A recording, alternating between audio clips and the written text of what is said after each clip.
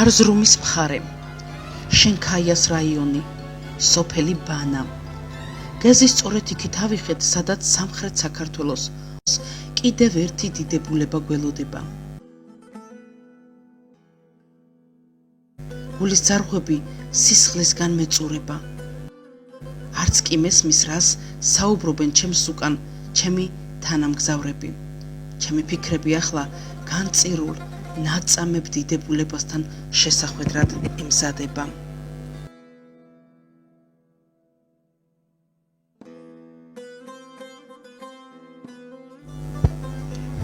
აი, გამოჩნდა ისტორიული დიდებული ბანა. ბანას ტაძარი მდებარეობს ისტორიულ ტაოში, სოფელ პენეკის ახლოს.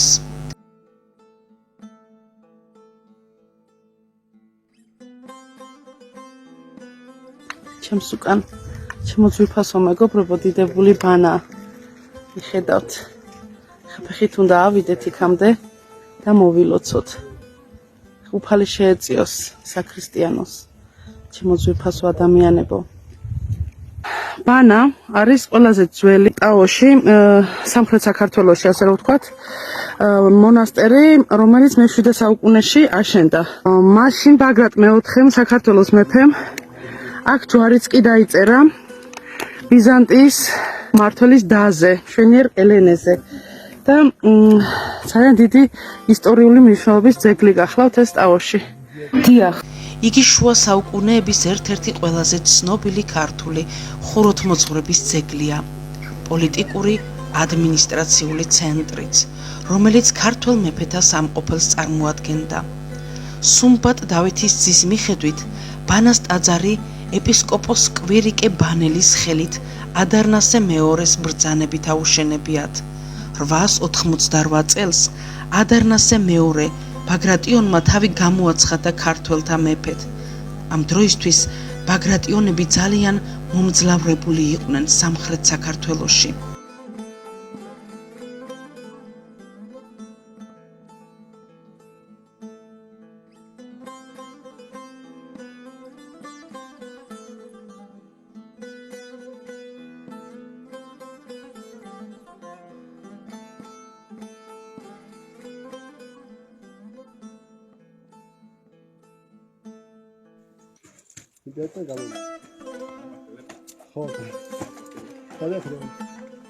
რა ხდება ალიმანდ? პატარა ოთახია ხო ეს?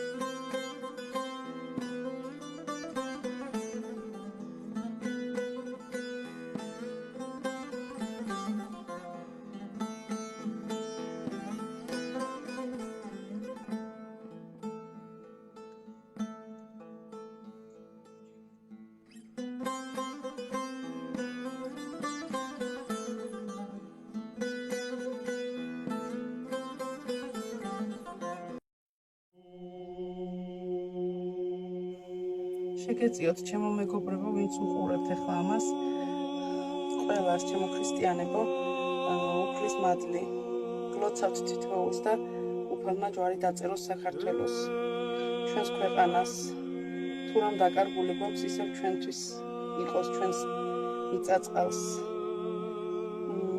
ვთხოვ უფალს, რომ დაუბრუნოს ჩვენს საქართველოს თავისი მოჭრილი კიდურები. მადლობა უფალს, რომ მოგცა შესაძლებლობა, საშუალება იმისი, რომ ბანას მონასტერში სანთელი ამენთო.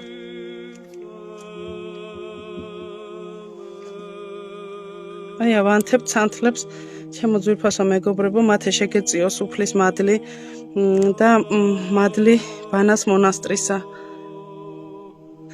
მოდი ბესო ანთე სანთელი.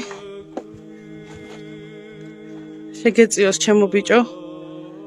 მადლი ქრისტე უფლისა და ბანას მონასტრისა.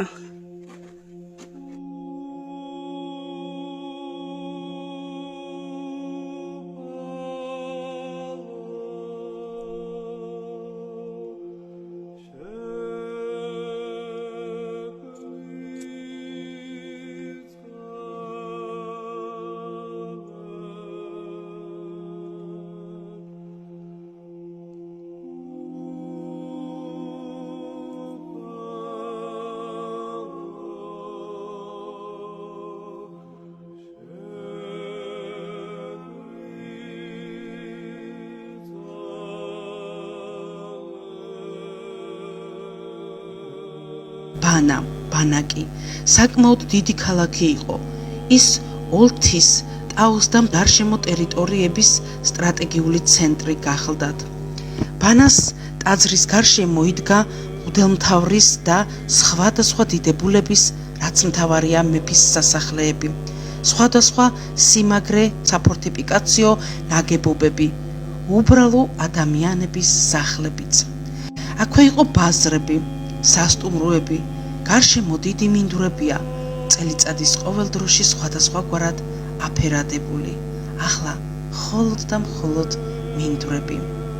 ყველა სტუმარი, რომელიც სავაჭროთ თუ დიპლომატიური მიზნით ჩამოვიდოდა, ბანაში უდიდესი შთაბეჭდილებით წავიდოდა უკან და გავრცელებდა ამბავს ქართველთა და ბაგრატიონთა დიდებულებისა და სიძლიერის შესახებ.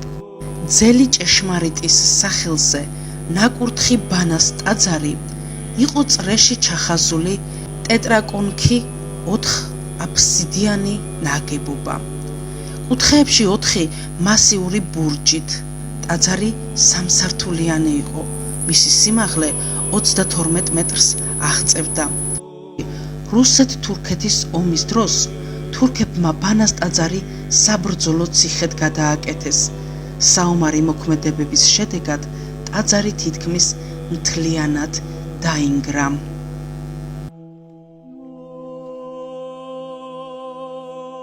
დრო შემოგვადნა, ვერ ვგრძნობდით განა, შემოღამების დადგა დროჟამი.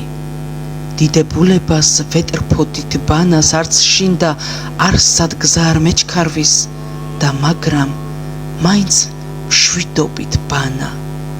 შენ ხარ დროჟამთა აწმყოს მესია, შენი აღდგენის არ შეგვწევს ძალა, ქრისტეზე ნაჭედ ლურსმნებს გესვრიან.